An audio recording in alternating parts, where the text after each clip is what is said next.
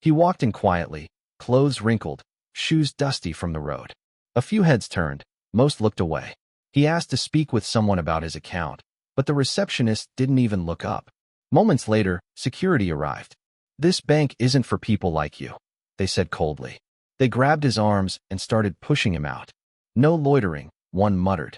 The man didn't fight. He simply reached into his pocket, pulled out a small, folded card, and held it up.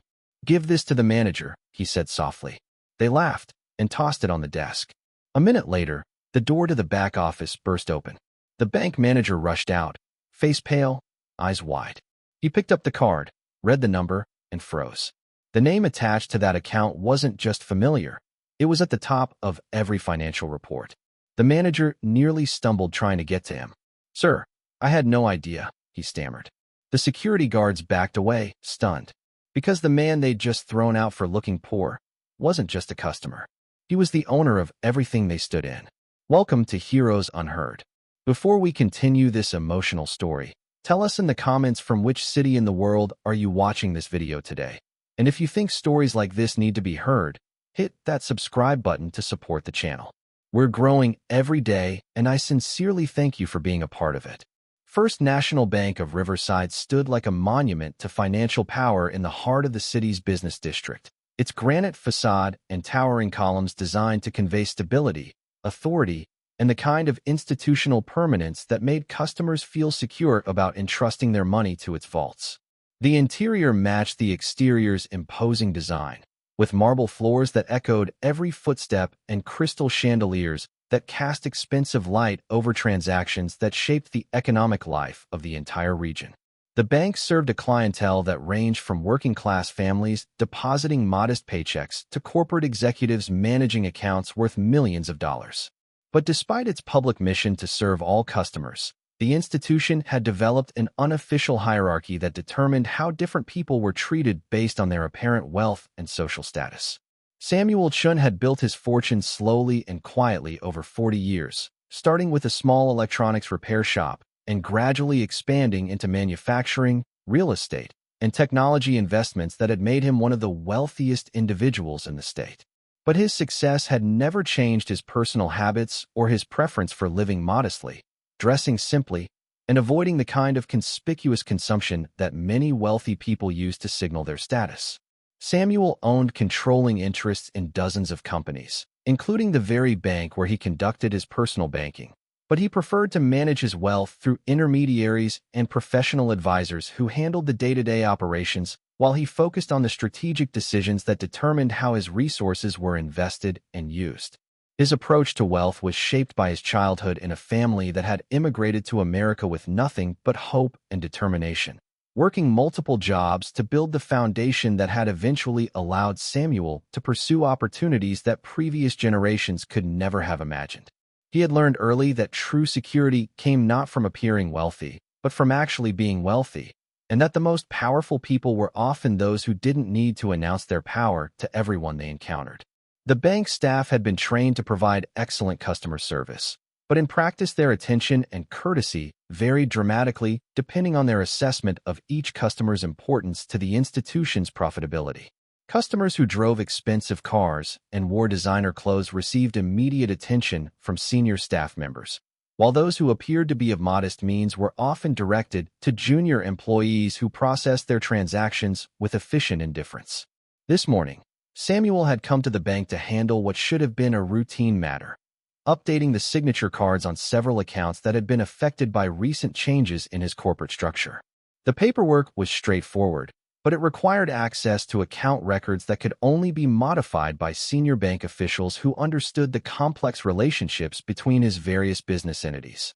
Samuel had dressed for the day in his usual style, clean but worn jeans, a sweater that had seen many years of use, and shoes that were comfortable rather than fashionable.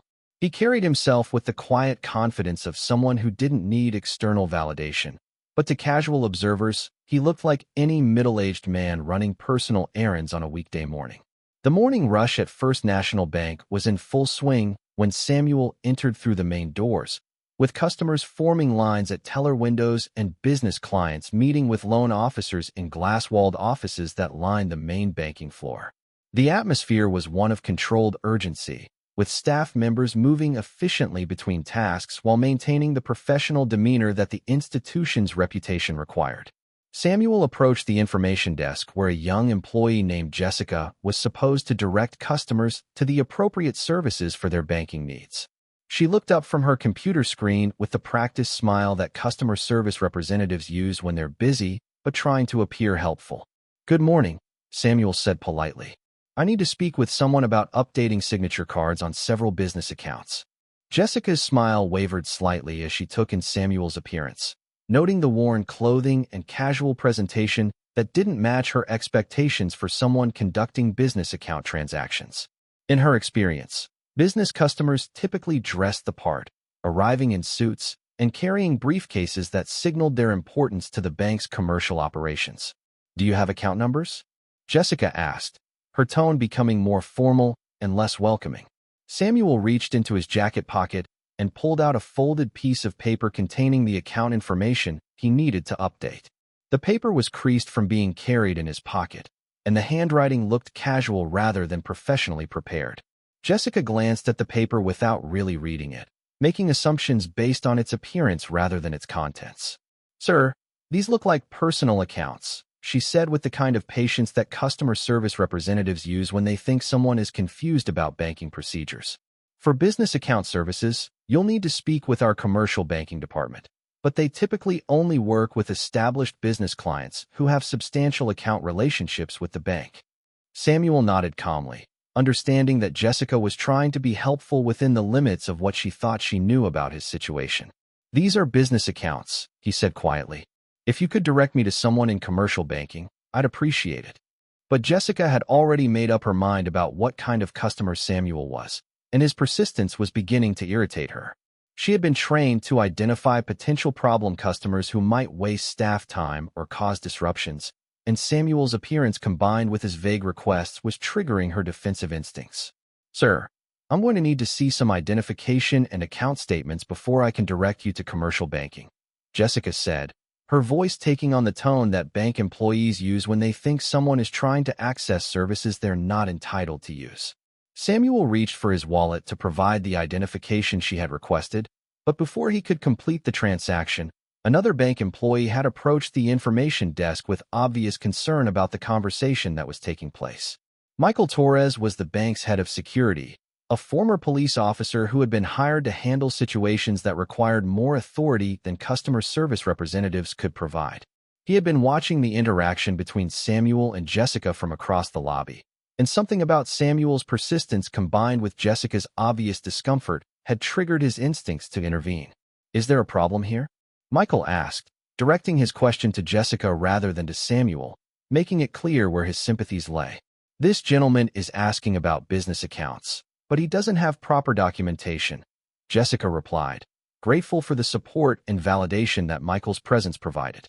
Michael looked Samuel up and down with the assessing gaze of someone who had been trained to identify potential security threats, taking in the worn clothing, the casual demeanor, and the general presentation that didn't match his expectations for legitimate business customers.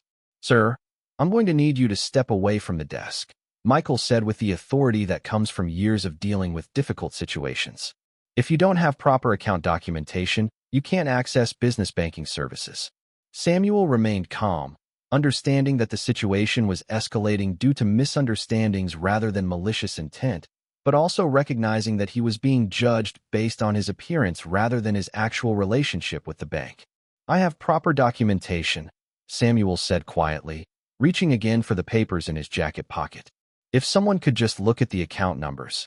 "Sir, I'm going to need you to leave the bank immediately," Michael interrupted, his voice rising enough to attract attention from other customers and staff members throughout the lobby. "You're disrupting our operations and making other customers uncomfortable." The accusation was false and inflammatory, designed to justify the escalating response, while making Samuel appear to be the problem rather than the victim of poor customer service. Around the lobby, other customers were beginning to turn and stare, creating exactly the kind of public scene that banks try to avoid. "I'm not disrupting anything," Samuel replied, his voice still calm, but carrying a note of firmness that suggested he wouldn't be intimidated. I'm a customer trying to conduct legitimate banking business." But Michael had already decided that Samuel represented a potential security threat that needed to be removed from the premises immediately. He gestured to two other security guards who had responded to his signal, and together they moved to escort Samuel from the building. "Sir, you need to leave now," Michael said with finality. "This bank isn't for people like you." The phrase, "people like you," hung in the air like a toxic cloud, reducing Samuel to nothing more than his appearance, while completely ignoring his actual relationship with the institution that was forcibly removing him from its premises. As the security guards took Samuel's arms to escort him toward the door, he made one final attempt to resolve the situation peacefully. "My name is Samuel Chun," he said clearly, his voice carrying throughout the lobby despite the physical pressure being applied to move him toward the exit. "Account number 475-192-8630. If someone would just check that account, this entire situation could be resolved." But no one was listening anymore.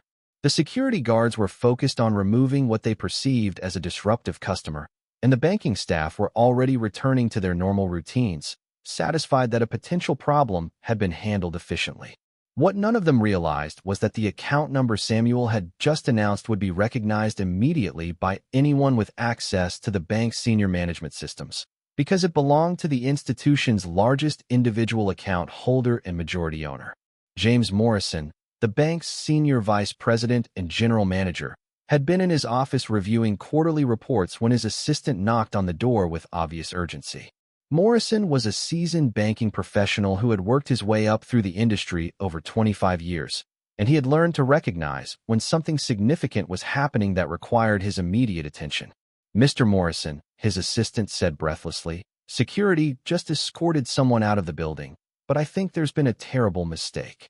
Morrison looked up from his paperwork with the kind of focused attention that senior executives give to situations that might affect their institution's reputation or operations.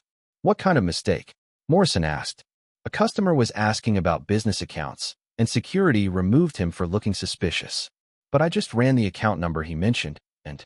She paused, checking her notes to make sure she had heard correctly. "And it's showing as the primary ownership account for the bank itself." Morrison felt his blood pressure spike as he began to understand what his assistant was telling him. Account number 475-192-8630 was indeed the bank's ownership account, controlled by the private investment firm that had purchased First National Bank 3 years earlier through a complex transaction that had kept the actual owner's identity largely confidential. "Are you absolutely certain about that account number?" Morrison asked, already reaching for his phone to contact the security department. "Yes, sir." And the name the customer gave matches the ownership records. "Samuel Chun. He's listed as the beneficial owner of 68% of the bank's controlling shares." Morrison was already standing up from his desk, understanding that one of the worst possible customer service disasters was unfolding in his lobby while he had been sitting in his office reviewing routine paperwork. Samuel Chun wasn't just a customer of First National Bank. He was its owner, the individual whose investment decisions determined the institution's strategic direction and whose satisfaction with bank operations directly affected the job security of every employee in the building. Morrison had never met Chun personally, since all their business had been conducted through intermediaries and legal representatives. But he knew enough about the bank's ownership structure to understand that Chun's investment in the institution was based on its reputation for excellent customer service and professional operations. "Get security on the phone immediately," Morrison instructed his assistant as he headed toward the door. "Tell them to locate Mr. Chun and ensure he's brought back to the bank with full apologies. And find out exactly who was involved in this incident." Morrison hurried through the hallways toward the main lobby, his mind racing through the implications of what had just happened.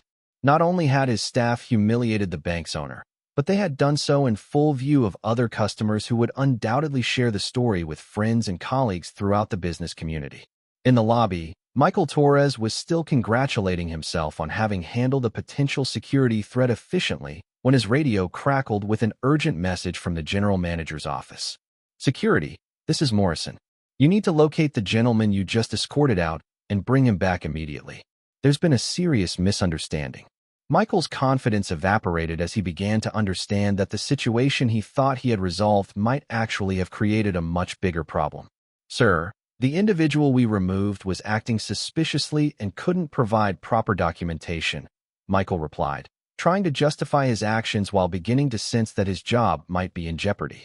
The individual you removed owns this bank. Morrison's voice came back over the radio with barely controlled fury. Find him now and escort him back to my office with full honors. The words hit the lobby like a physical force, causing conversations to stop and heads to turn as staff members and customers began to process what they had just heard. Jessica, who had initiated the confrontation by refusing to take Samuel's request seriously, felt her face go white as she realized the magnitude of the mistake she had made. Outside the bank, Samuel was walking slowly toward his car, more disappointed than angry about the treatment he had received. He had experienced similar incidents before, understanding that his preference for modest dress and quiet demeanor often led to assumptions about his social and economic status. But he was also considering whether this incident represented a larger problem with the bank's culture and customer service standards that might require more significant intervention than he had previously contemplated. The security guards who found him in the parking lot approached with obvious nervousness, understanding that they were trying to repair damage that might not be reparable. Mr. Chun, one of them called out respectfully, "We're very sorry to bother you, but Mr. Morrison would like to invite you back to the bank to discuss your business needs." Samuel turned around slowly, taking in the changed demeanor of the same security personnel who had forcibly removed him from the building just minutes earlier. "I see," Samuel said calmly. "And what's changed since you told me this bank wasn't for people like me?" The security guard's face reddened with embarrassment as he realized his own words were being quoted back to him. "Sir, we made a serious error in judgment," he said with obvious sincerity. "Mr. Morrison is waiting to personally apologize and ensure that your banking needs are properly addressed." Samuel considered the invitation for a moment, understanding that he had a choice between accepting the apology and moving on, or using this incident as an opportunity to address systemic problems with how the bank treated customers who didn't fit conventional expectations. "Very well," Samuel said finally. "Let's see what Mr. Morrison has to say." The walk back into the bank was unlike Samuel's earlier entry in every possible way. Staff members who had ignored him or treated him with suspicion now watched with obvious respect and nervousness as he was escorted through the lobby toward the executive offices. Morrison was waiting at the entrance to the executive suite, his face showing the strain of someone who understood that his career might be determined by the next few minutes. "Mr. Chun," Morrison said with deep sincerity, "I want to personally apologize for the completely unacceptable treatment you received from our staff today. There is no excuse for what happened, and I take full responsibility for the failure of customer service standards that led to this incident." Samuel nodded politely, but his expression remained serious as he considered how to respond to a situation that revealed fundamental problems with the institution he owned. "Mr. Morrison," Samuel said quietly, "I'm less concerned about the apology than I am about understanding how this happened and ensuring it doesn't happen to other customers who don't have the advantage of owning the bank." The meeting in Morrison's office lasted for 3 hours and resulted in the most comprehensive review of customer service policies in First National Bank's history. Samuel used the incident as an opportunity to examine every aspect of how the bank operated, from the training programs for frontline staff to the performance metrics used to evaluate employee success. What he discovered was that the bank's culture had gradually shifted towards serving wealthy customers while treating others with increasing indifference, a change that had happened so slowly that management hadn't recognized its impact on the institution's core mission and community reputation. Samuel implemented immediate changes that transformed how the bank operated. All staff members were required to attend customer service training that emphasized treating every customer with dignity and respect regardless of their appearance or perceived wealth. Performance evaluations were revised to include customer satisfaction metrics that measured courtesy and professionalism rather than just transaction volume and sales targets. Michael Torres, the security chief who had forcibly removed Samuel from the building, was offered a choice between accepting extensive retraining focused on customer relations and de-escalation techniques or seeking employment elsewhere. He chose the training program and eventually became one of the bank's most effective customer advocates, using his experience to help other staff members understand the importance of looking beyond appearances. Jessica, the information desk employee who had initiated the confrontation, participated in a mentorship program that paired her with senior bank officials who helped her develop better customer assessment skills and understand the importance of giving everyone the benefit of the doubt when they requested services. But perhaps the most significant change was Samuel's decision to become more personally involved in the bank's daily operations. He began visiting the branch regularly, not as an owner conducting inspections, but as a customer observing how other people were treated and ensuring that the cultural changes he had implemented were actually being practiced. The story of Samuel's treatment and the bank's response spread quickly through the business community, but rather than damaging the institution's reputation, it enhanced it. Customers appreciated learning that the bank was owned by someone who cared enough about service quality to address problems personally when they arose. Other financial institutions began implementing similar customer service improvements, understanding that treating all customers with respect wasn't just morally right, but also good business practice in an industry where reputation and trust were essential for long-term success. Samuel established a customer advocacy program that allowed any customer who felt they had been treated unfairly to request a review of their experience by senior management. The program received very few complaints, partly because customer service had improved dramatically and partly because staff members understood that poor treatment would be investigated and addressed seriously. The bank's financial performance improved significantly in the years following the incident, as word spread that First National was an institution that valued all customers equally and provided excellent service regardless of someone's apparent wealth or social status. The customer base expanded to include many people who had previously felt unwelcome at other financial institutions. Samuel's approach to ownership became a case study in business schools and banking industry publications, demonstrating that institutional culture could be changed quickly when leadership was committed to substantive reform rather than superficial adjustments.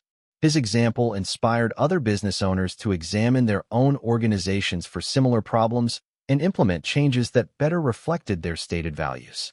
The incident also led Samuel to become more involved in community development initiatives, using his resources to support programs that helped people build financial literacy and access banking services that had previously been available only to wealthy customers.